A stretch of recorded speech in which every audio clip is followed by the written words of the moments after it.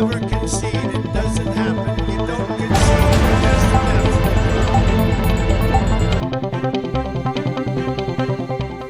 In the name of God, the merciful, the compassionate. Hello, everybody. Tonight, we're going to discuss the current political situation in Washington, D.C. after the sitting president, Donald Trump, lost the November election to his Democrat rival, Joe Biden. Joining me tonight is Dr. Aaron Houck, professor of political science at Queen's University of Charlotte, North Carolina. We are very honored and we have the pleasure to have him tonight with us. And to everybody's surprise, we saw scenes in Washington, D.C. that many people enjoyed it last night. A mixture of fun and surprise, mobs of white people storming Capitol Hill, Congress building, and there, the Congress session was called for recess, and then some hours later they joined, and they convened again, and they made the decision.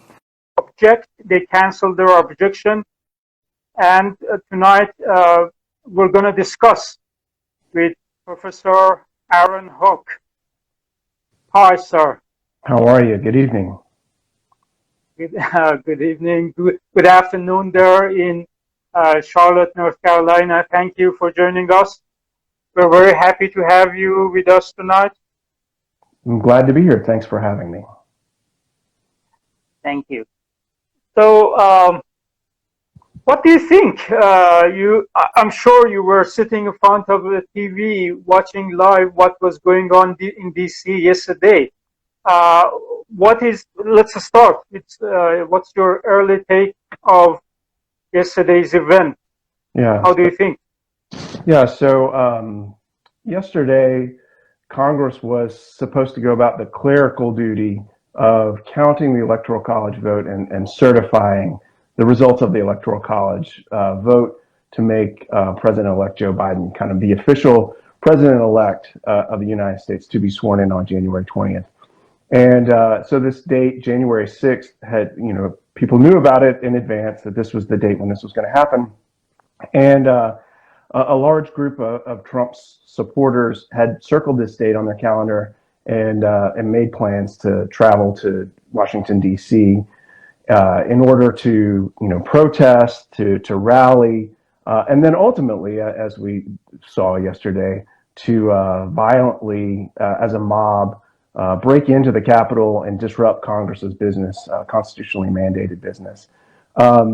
So I don't think that going into yesterday that it was necessarily expected that this would happen, certainly not that this mob would break through the Capitol Police and enter the Capitol and disrupt Congress's business. But the fact that there were mobs, riots, protests, demonstrations, people who have been following this stuff closely shouldn't have been surprised by that. And this is one of the potential results of the kind of the incitement to insurrection that President Trump has been fomenting over the weeks and months and really years. Is American democracy in trouble? Can we say such a statement? I think so.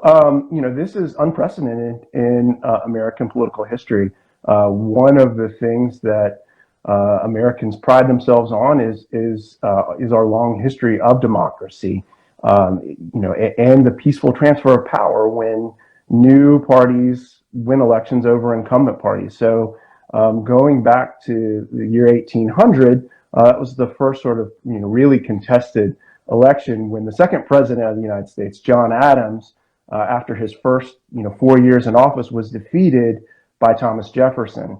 And it was a very vicious campaign. And because it was the first time the country had ever gone through this, there were a lot of questions about whether there could be a peaceful transfer of power from one side to the other. And there were some bumps along the road, but ultimately, John Adams and his Federalist Party conceded and allowed Thomas Jefferson and his Democratic Republican Party to take over the government. And ever since then, the U.S. has largely had peaceful transfers of power, again, with a few bumps here and there, but none since really 1876 was the last time there were really major issues with presidential election results. Before yesterday, people were arguing that American president has a kind of unrestrained power. And but yesterday, we saw that the Congress, those members of Congress, senators and representatives who were going to object, they changed their mind after the building was stormed, and they unanimously accepted the outcome of the election. And after that, we saw that the major medium of connection that President Trump is using, Facebook, Twitter, Instagram, all of them suspended his account for the remainder of his presidency. Now it seems that Donald Trump does not have any power to wield. It is against the scenario that was brought up in the media before, that what would happen if he didn't concede, and there would be a lot of trouble. So what is it? So, how do you see it? So we have to say that American president is not in position of an unrestrained power. He cannot do anything when he loses an election. Is it so? Yeah. So going into yesterday, I'm not sure it would be fair to say that most scholars of American politics would say that the president and the presidency had unrestrained powers.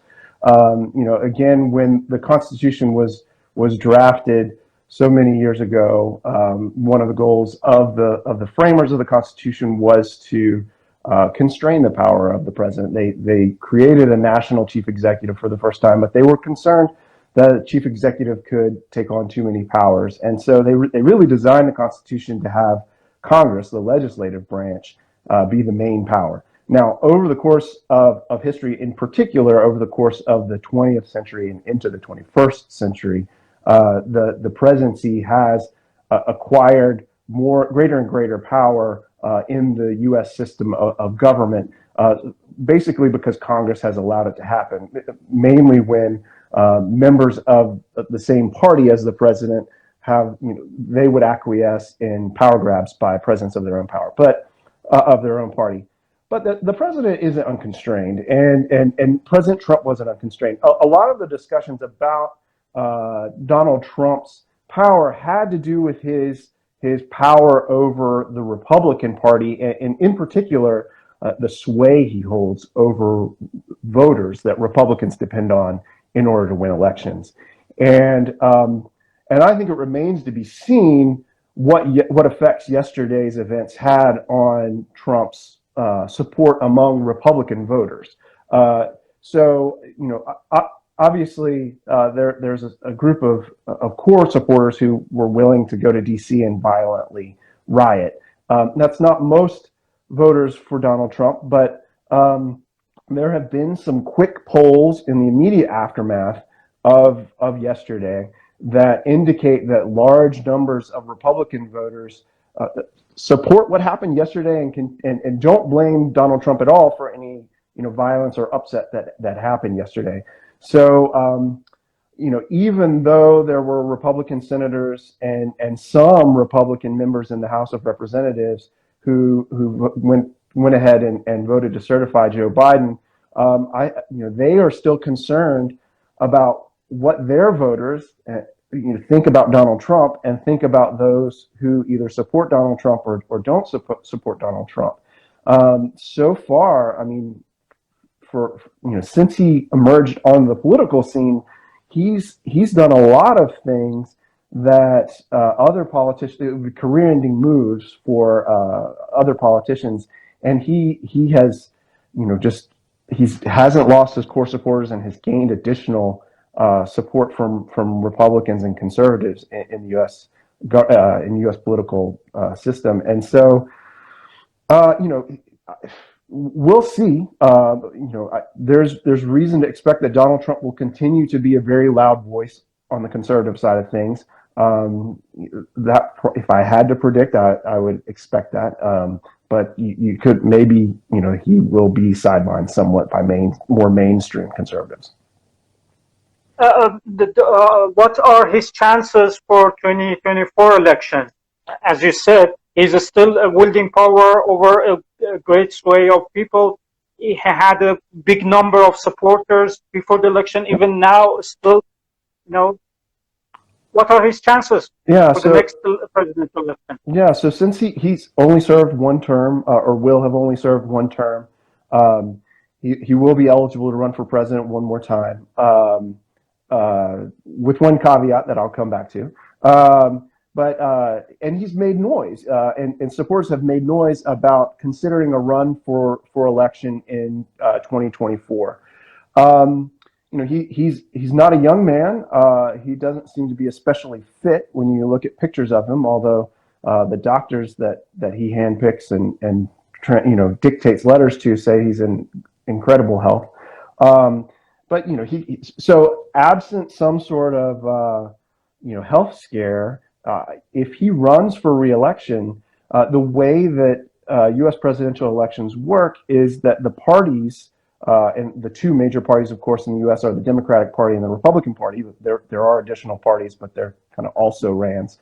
But each party has primary elections that they run in order to select the candidate, and in those primary elections, a subset of the American electorate votes in those elections. So in the Republican primary, Republicans are voting. So it's not the U.S. Electorate as a whole who votes in the Republican primary. It's only Republican voters. And so in order to win the Republican primary and win the nomination from the Republican Party, you have to appeal to Republican voters. And again, Donald Trump has really, to the surprise of political scientists, including me, media experts, conservative scholars, liberal scholars, conservative activists, liberal activists, he's really captured a significant portion of the Republican electorate. So for me, it's hard to see how some of the other potential Republican candidates for president in 2024 would be able to beat him in a 2024 Republican primary. And so, I think he would have a solid 30 to 40% of the electorate that it would be really hard to shake loose. Obviously, that's not a majority, but I think additional candidates would then split the remaining 60 to 70% of the vote. And all that matters is that you have more than anyone else. And so it's hard for me to see that if he chooses to run again, these candidates would be able to defeat him in a Republican primary, in large part because a number of these, potential candidates that people are considering have thrown their lot with Donald Trump over the years, and so it's going to be hard for them to pivot and start to criticize him and say that he should no longer be the face of the Republican Party. So there are some conditions. If his health is okay, if he decides to run for 2024 and some other conditions, he has a good chance to win the primary. I think so. I think, if he doesn't get prosecuted in some way. The other potential thing, there are discussions, on Twitter and in the halls of Congress and elsewhere to impeach him for a second time. If he were impeached by the House of Representatives and then put on trial in the Senate and then convicted and removed, one of the results of being impeached and removed is that you're no longer eligible to hold office again. So if that were to happen, which I wouldn't expect to happen, but we have 2 weeks or whatever, it could happen. But if it were to happen and he were to be impeached a second time and then this time removed from office, at that point he would be ineligible to run in 2024. Again, that seems unlikely to me, but I just want to cover all the theoretical bases here. And some other people say that even if he does not run for the 2024, he has a good chance to have his own daughter to run, or Jared Kushner, his son-in-law. Right. They have a good chance. Yeah, so he's obviously empowered his family, not just his daughter Ivanka, but also his sons Eric and Donald Jr. And yeah, there's noise about them running for Senate seats. I can't even keep track of which one it is, but his daughter-in-law Laura Trump, I guess, is from my state of North Carolina originally, and there's some talk about her running for an open U.S. Senate seat from North Carolina in 2020, either 2022 or 2024. There are going to be some diehard Trump supporters who would support any member of the family, but I don't think that the rest of his family, Ivanka, or either of his sons, or any of his daughters-in-law, or Jared Kushner, his son-in-law, have the same celebrity. I mean, I think a lot of Donald Trump's success is built on a celebrity he had before he even moved onto the political scene. He was on The Apprentice, the reality TV show where he catchphrase was "You're fired." He was a celebrity, real estate tycoon. He was a part of Americana and American culture as just kind of this almost cartoonish figure of what a rich real estate tycoon is, and he parlayed that celebrity into a political career. I don't think that his children will be able to enjoy the same level of success he has, because they just don't have that same level of celebrity. But I've been wrong about everything about Donald Trump so far, so never say never. No, so we are talking about hypotheses, so that's natural to say if one, if two, or conditions, to set conditions. But can we say that the majority of Trump's supporters camp are made up of white supremacists? So, I mean, white supremacists, we would have to define that term. And, I think racism, I don't know that it's easy to talk about it in terms of a binary, whether someone is a racist or isn't a racist. And I think because people have such different definitions of what racism is and what white supremacy is, it would be hard to come to a consensus on that. So what I would say to answer your question and try to answer it more directly is that I would strongly suspect that the majority of Donald Trump supporters would not themselves identify as white supremacists. So if you were to ask 100% of Donald Trump supporters, are you a white supremacist? Yes or no. Define it however you want to define it. I think that certainly you're going to find some who say, yes, I'm a white supremacist. But I would guess that the vast majority would say, no, I'm not a white supremacist. Now, if you're someone else with a different definition of white supremacy, you may say, whoa, I hear you that you're saying you're not a white supremacist, but you believe all these things and say all these things and agree with all these things. That makes you a white supremacist. So you have to, agree on one definition of white supremacist before you could really answer that question. So, by some people's definition of white supremacist, you could probably say, yeah, that a majority of Trump supporters are white supremacists. I mean, some people would argue that it's almost a necessary condition to support Trump to be a white supremacist. But by other definitions of white supremacy, or white supremacist, they wouldn't. So I don't know if that's a helpful answer to your question, but it's the most honest one I can give. That was good. That is an academic perspective. We cannot be like that. Yes, they are white supremacists. No, they're not white supremacists. We have to hear the argument here.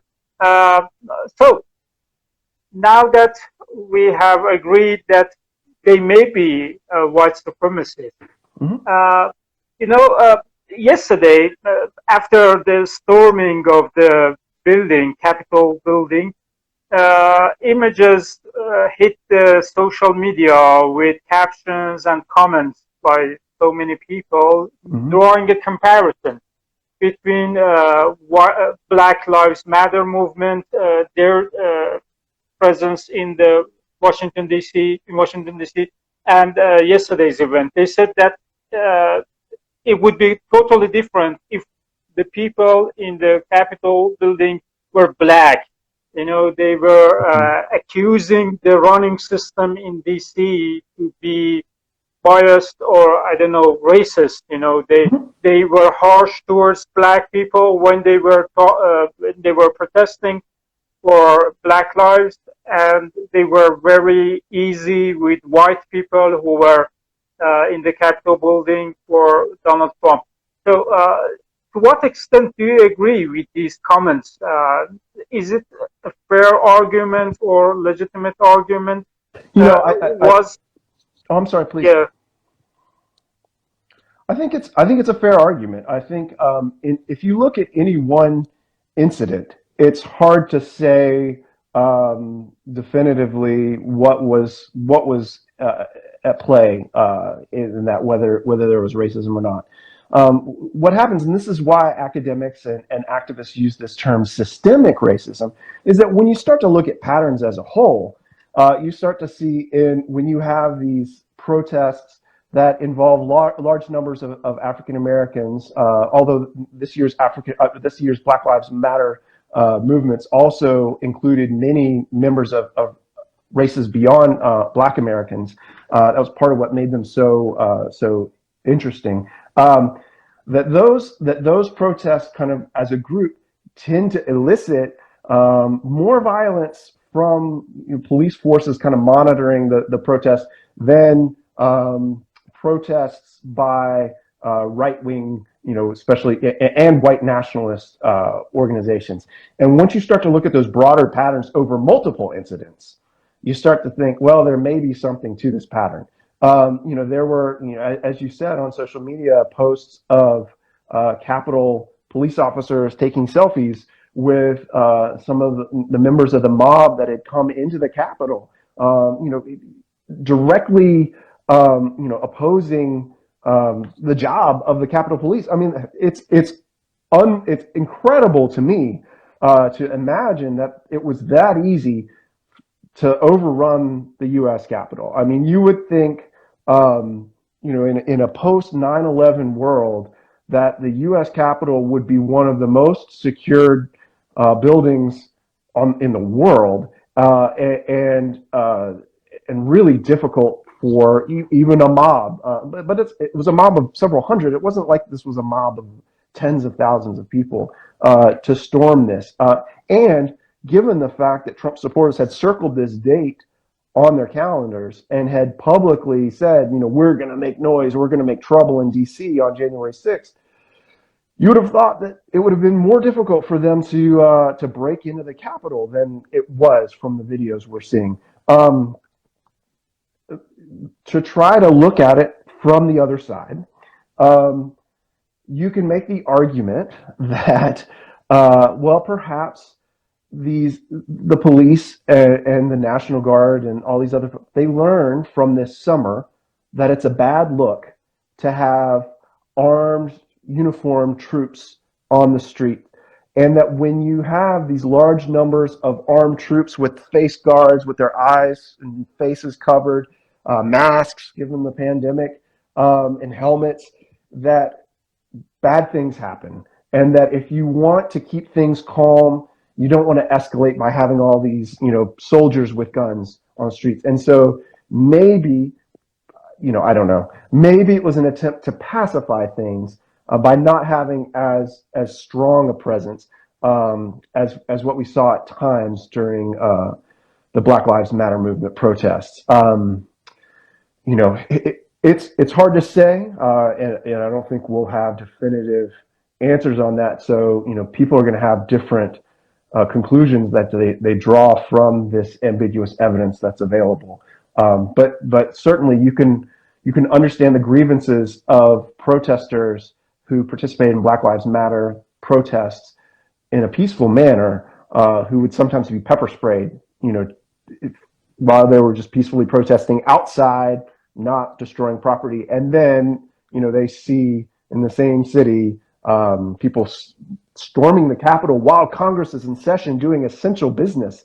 And, they're let in without much of a struggle. And then they're let out. I mean, there's videos of police officers holding the door for these people exiting the Capitol. And, as of this morning, only 13 people had been arrested. That's pretty surprising to me and a lot of people.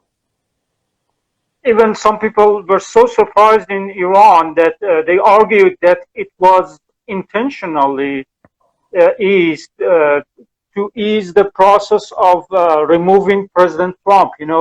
They made it possible for these people to storm into the Capitol building so that the Congress members, senators and representatives would make the decision to come to the conclusion that they have no other option but to force Donald Trump out of his office. Yeah, so I don't buy that. I think that what ultimately happened in that, Congress certified Joe Biden's win was going to happen. There maybe would have been more and longer speeches in Congress, but those who wanted to oppose it or and vote against Biden's certification were really engaging in theater yesterday. They were trying to gain the support of Donald Trump supporters, and that's a valuable commodity for these elected officials to be seen as in Donald Trump's corner. So if you're a Republican, being seen as in Donald Trump's corner, fighting for Donald Trump, who's fighting for these people, that's valuable currency for you in order to win future elections, whether re-election for your current office or election to higher office for ambitious politicians. And so what yesterday was about, until the violent mob descended on the Capitol, was really about theater for folks like Josh Hawley, the senator from Missouri. He knew there wasn't a path to keeping Joe Biden from being certified as president.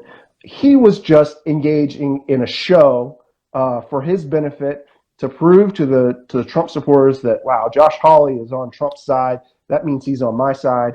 When I get a chance to vote for him in the Republican primary, as long as Donald Trump's not on the ticket, I'm going to vote for Josh Hawley. That's what it was about for him and for other members of Congress. I'm quite convinced they knew this was decided when the voters cast their ballots on November 3rd, and when the states certified the results and the electors cast their ballots back in December. That's when the election was decided. Yesterday, what Congress was doing was clerical in nature. It was essentially like if you go to some sort of clerk's office with paperwork filled out, all the clerk is supposed to do is make sure you filled out all the forms, checked all the boxes, signed in the right places, had a witness's signature or whatever. As long as you have and you have your ID card or whatever, if you meet all the requirements to submit the form, the clerk doesn't have any discretion over whether to grant you the license or not. You get the license. That was essentially Congress's job yesterday, and all the members of Congress knew that. Senators, members of the House, they were just engaging in this show of support for Donald Trump to pacify maybe not pacify, but to win over his supporters. To appeal to their, constituency. Mm-hmm. So, from what you said, I understand that even the argument that Ted Cruz was making yesterday was again a tactic used to appeal to his, core supporters, and you're making such a kind of argument, yeah? Yeah, it was theater. And I mean, I think you know, things could have been different. I'm not saying that Ted Cruz was, he's not happy to see Joe Biden become president. He and had the election been closer, if the U.S. election had come down to one state, if one state had been pivotal in the Electoral College, and that one state had been really close, then I think Ted Cruz and Josh Hawley and their brethren would have fought tooth and nail lots of different ways to oppose it. In that case, we maybe would have seen things go to the Supreme Court or whatever.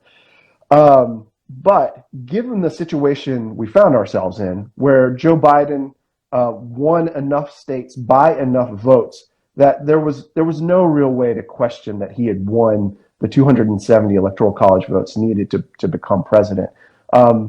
Yesterday was theatrics. Ted Cruz's proposal to have a commission that does an audit of these states' votes. Maybe he would want to see that commission created and do its work in the next 10 days. But he had no real belief that such a commission would have overturned the result. It was merely a way to convince Trump supporters Cruz is on our side too. And in his speech yesterday, he cited polls and surveys quoting that majority of American people believe that the election was rigged.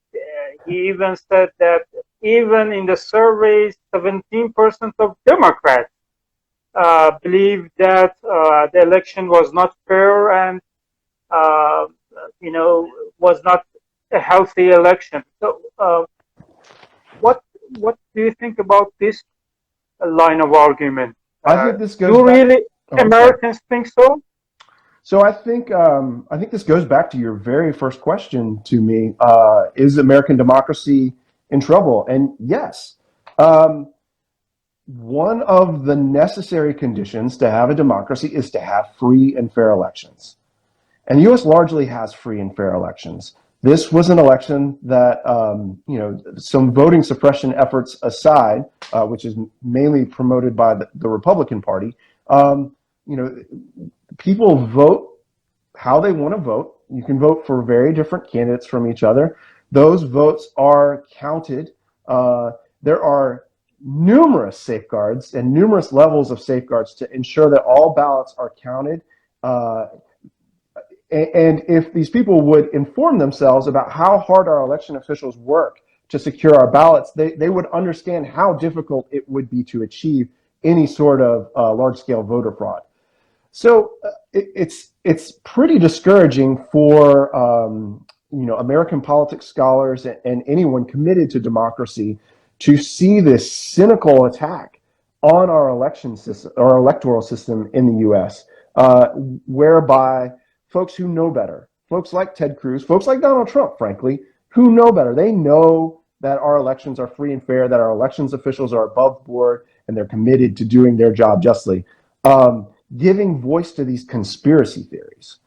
So one of the important roles that elites must play in a democracy is kind of policing the bounds of mainstream views and saying, okay, folks, I hear you. I hear what you're saying, but that's crazy.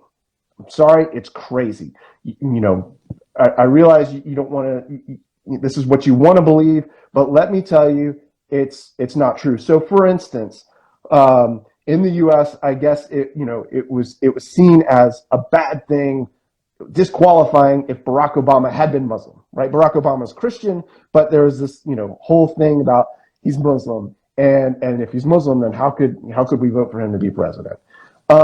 So when John McCain was running against Barack Obama in 2008, he was at an event with a crowd of Republican voters, and a woman stood up and said, gave voice to this conspiracy theory that Donald Trump was a Muslim plant to whatever, some sort of thing. And John McCain did what was required of public officials and elites in a democracy. He said, listen, I hear you, but that's wrong. It's just false. I'm sorry that you believe something that's false, but that's not true. And that's an important role for elected officials, politicians running for office, pundits, media officials, scholars, to kind of say, whoa, we can disagree. Should the tax rate be 33% or 37%? Should we, have an individual mandate for healthcare or a public option? Those are things that we can all disagree about. But these sorts of claims are just out of bounds because they have no basis in fact. And the Republican Party, or at least large chunks of the Republican Party, and politicians who associate with the Republican Party, and media figures who find their greatest support in the conservative movement, failed that test after this election. There were voices, as there always are, chirping, saying, oh, there were problems with the election, there's voter fraud, rather than shoot those down and say, no, that's not true. It's not true, right? Sometimes you win elections, sometimes you lose elections. This was a fair election. There were Republican election officials and Democratic officials counting these ballots. There's nothing untoward here. They didn't do that. They said, oh, well, there are questions here. And then rather than shooting down, they fed these conspiracy theories. And then they used the existence of these conspiracy theories to say, well, we need to look into this more. And so it led to this vicious cycle of, well, there's a question. I gave voice to this question. So now, we've got to investigate. And so the fact that they didn't shoot down these claims that were fanciful and had no evidence to support them, then led people who have better things to do than to follow politics every moment of their lives to say, well, there's got to be something there, right? If all of these important figures, these elites, are saying, oh, well, I'm just asking questions. Oh, what's the problem here? Then there's got to be something there. And so it's not at all surprising that many American voters and citizens and residents are confused or think that there may be questions about it, because that's what they've been told by their elites for the last 2 months. And so there's no evidence for it. Scholars who study this, look into these questions. Media, members of the media investigate these reports of, whoa, well, what happened here in this district? There was this video of this person rolling a suitcase or whatever. They investigate it. There's nothing there. This has happened over and over again. And rather than stand up and say, yeah, these are not legitimate complaints about fraud, cynically, these conservative members of the conservative movement have fed these lies and contributed to the confusion around this, which had a direct relation to what happened yesterday. So you're saying that a politician like Mitch McConnell, he accepted the result of the election, even in the opening remarks of his yesterday's speech. He is the one that is serving the American system, American democracy, but politicians like Ted Cruz are the ones who prefer their own political benefits, their own interests over the national interest of the country. Yeah, is it the kind of argument you're making? I think that's a fair characterization of my views. Ted Cruz would say that the ends justify the means. That he thinks it's important for the good of the country for him to have power. And so, maybe you have to break a few eggs to make an omelet and do some things that you wouldn't ideally do. But, in order for him to be able to become president, as he wants to, obviously wants to become, and appoint the judges that he wants to appoint and pass the policies he wants to appoint, he's got to win the support of these Trump voters. And in order to win the support of these Trump voters, he's got to say these crazy things about the election. And at the end of the day, he knows nothing's going to come of it. So it's okay. He's not really doing any harm. I think that's what Ted Cruz would say. I think what even Mitch McConnell would say is that, oh, no, Ted, you actually, I mean, what we saw yesterday, the property damage, the danger to democracy, the democratic backsliding and erosion we saw with a mob overrunning the Capitol and interrupting Congress's business, those are the consequences of allowing, giving oxygen to this fire. There are always going to be a few people out there who are saying crazy things. And if you fan the flames of crazy, the conflagration is going to grow. And that's what's happened. So you can imagine there's a corner of the internet for just about any conspiracy theory out there. And when there's a group of several dozen people bouncing some crazy idea off each other, and then all of a sudden an elected official chimes in and says, yeah, there's something to what you're saying, then more people who were on the fence before are going to say, oh, okay, well, I thought they were crazy, but if so-and-so, this, quote unquote serious person is saying there's something there, then maybe there is. And so, yeah, I mean, Mitch McConnell, ultimately did the right thing after a couple of months of not doing the right thing with respect to this election. Ultimately, yesterday, in saying these are the election results, Joe Biden won.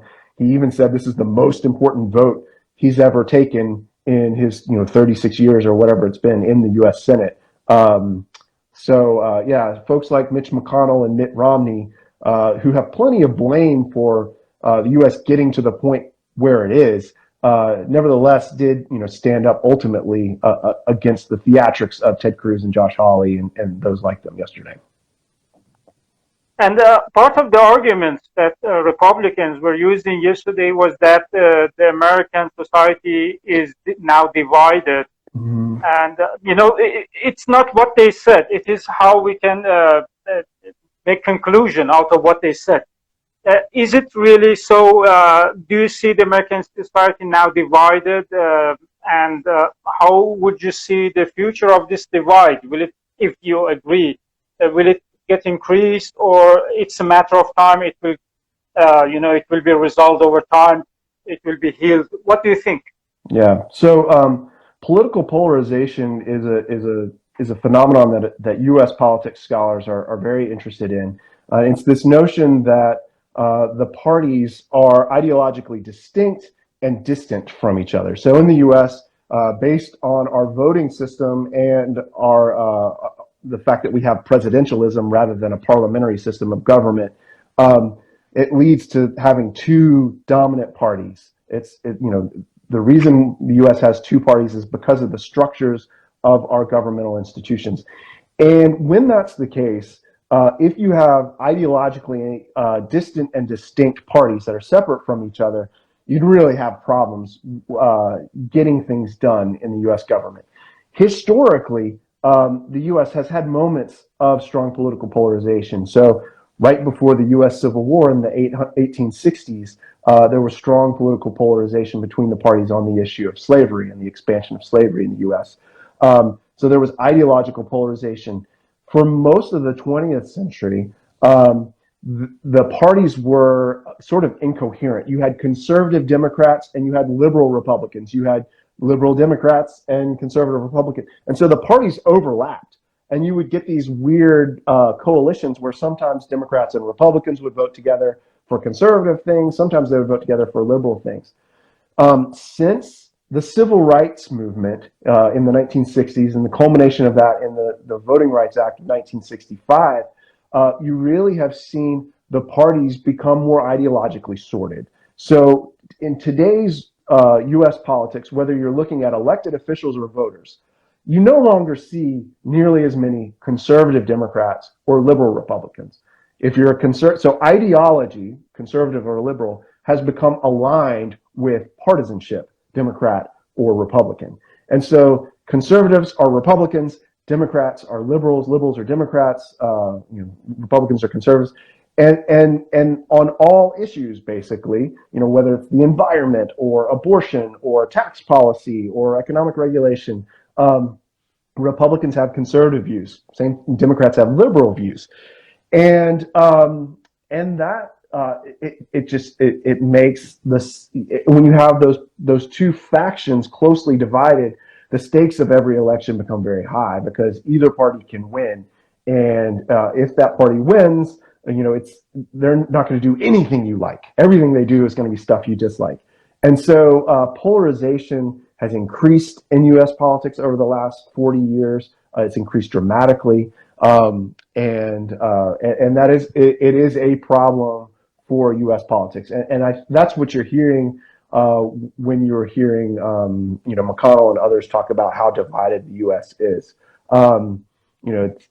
For people who study polarization, it's a little ironic to hear it coming from Mitch McConnell, who has done quite a bit himself to contribute to polarization and the problems of polarization. But nevertheless, I guess yesterday he did meet his limit. So let's go to the election result of the Congress. Now the majority belongs to Democrats, and the Congress and President, both of them are Democrats. Right.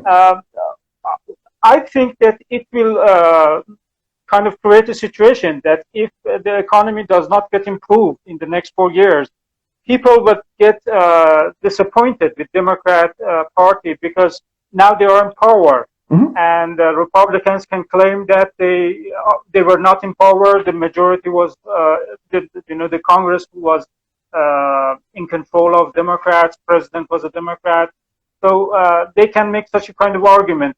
How do you see the prospect of the next 4 years? The problems of the U.S. are so big and huge. They don't seem to be resolvable or solvable during just 4 years. And the party that holds both Congress and the office of presidents, so the party will be easily blamed for not get the situation not getting improved. Yeah. So I think that's an important observation. So a few things about that. One is you're absolutely right that the Democrats now possess what's called unified government. So they control the White House, or on January 20th they will, and they'll control both chambers of Congress. So it's important to note that the elections on Tuesday in Georgia determined that the Democrats would have the barest, the slimmest of majorities in the U.S. Senate. So the Senate will be, the Senate has 100 senators, 2 senators from each state. And the Senate is going to be divided 50 Democrats, or at least senators who caucus with the Democrats, and 50 Republicans. And in case of a tie vote, the vice president, who will be Kamala Harris, a Democrat, casts the deciding ballot. And the Democrats were able to retain their majority in the U.S. House of Representatives. It's a smaller majority than they enjoyed in the last Congress, but it's a majority nonetheless.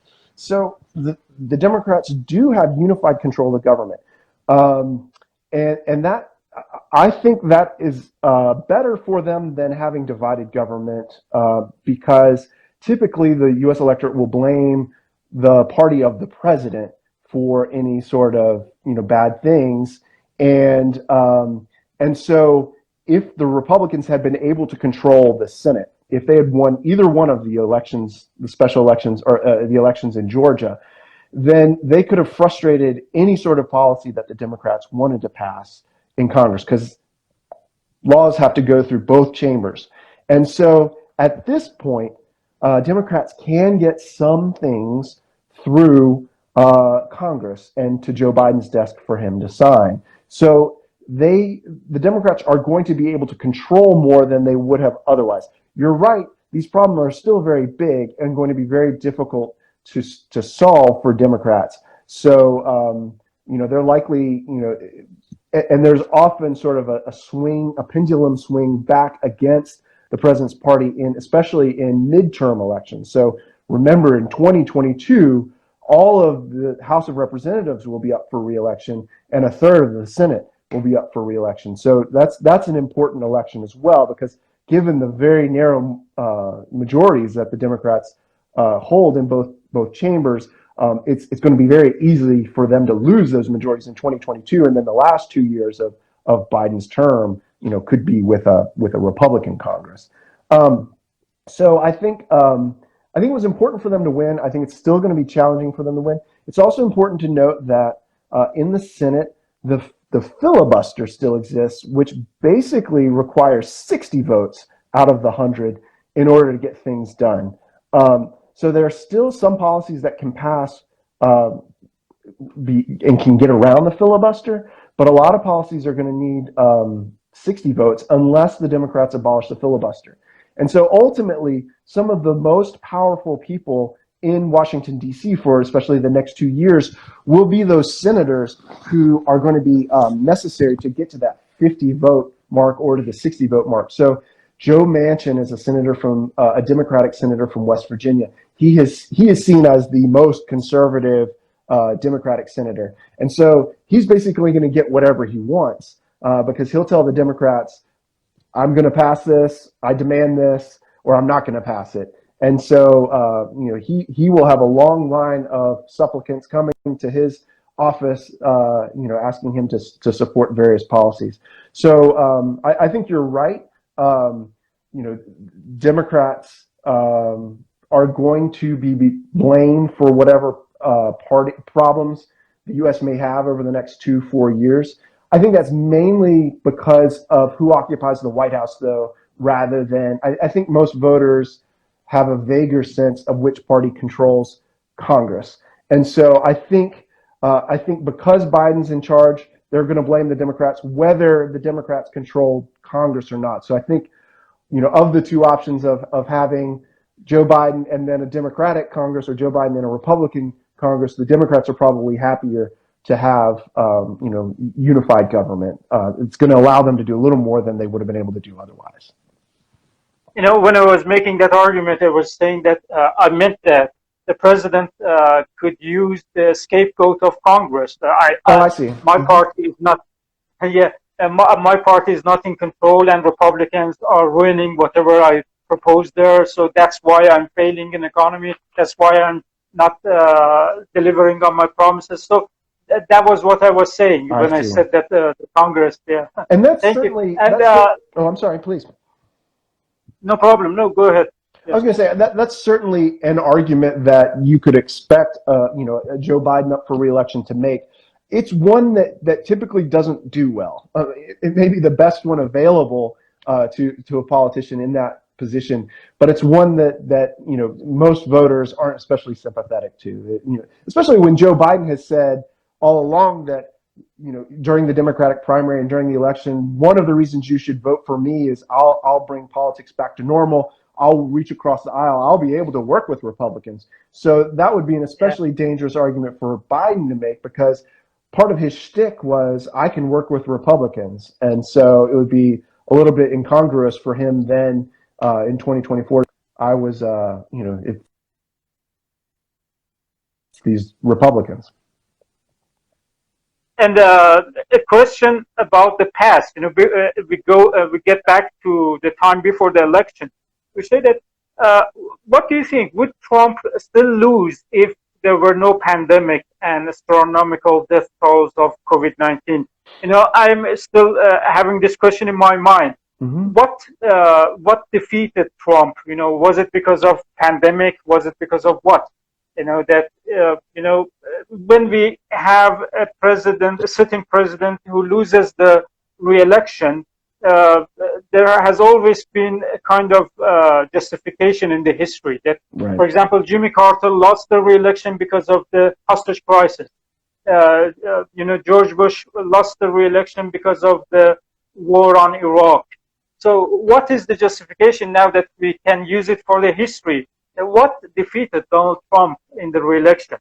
So, I mean, that's maybe a question for historians more than a political scientist. We're going to need more data to come up with that. But, I think some preliminary claims that are having a lot of support in the political science community. One is, it's important to note, Donald Trump was starting off in a place of low approval. So he lost. He won fewer votes than Hillary Clinton did in 2016, by 3 million votes.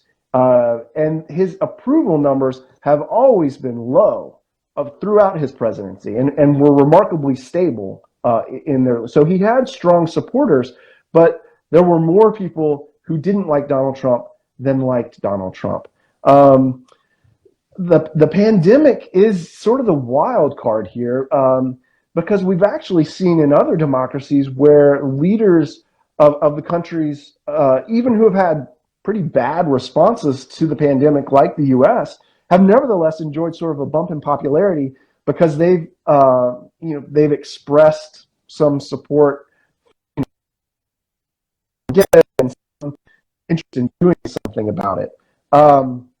So maybe his poor response. There's a sense of people are tired of all the restrictions and just the sense that you have to stay away and wear a mask. That it's still going on, and Trump was seen as sort of combating that. So he may have won more support.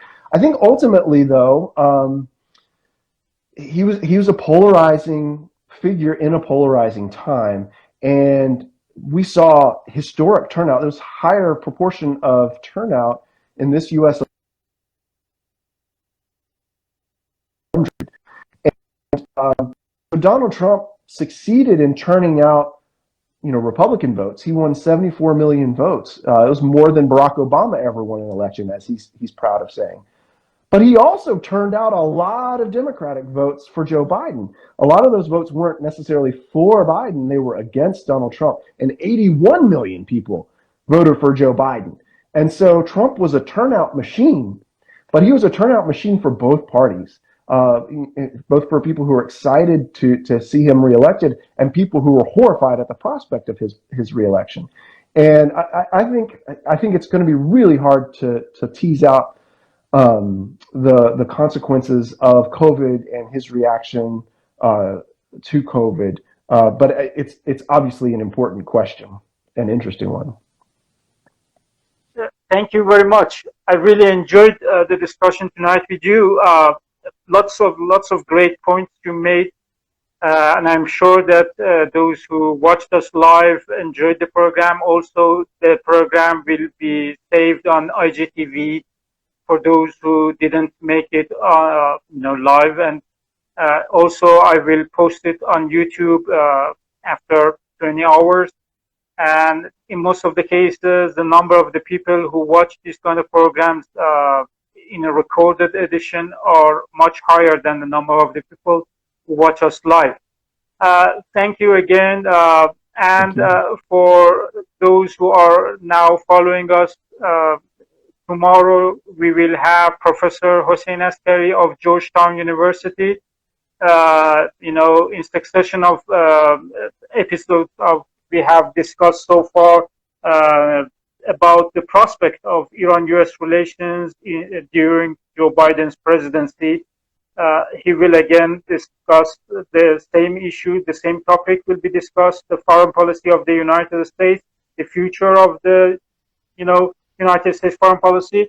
And again, I am really grateful of Dr. Aaron Houck, Professor of Political Sciences at Queen's University of Charlotte, North Carolina. Thank you, sir. If you don't have any concluding comments, we can say goodbye. I think I'll just say, there's still some time before the inauguration. It'll be interesting to see what happens over the next 2 weeks, and it'll be interesting to see what happens in U.S. democracy over the coming weeks and years. Thank you for having me. It was a pleasure. Of course, yes. There is still time for Biden to assume office, and the issue is still open. Thank you very much.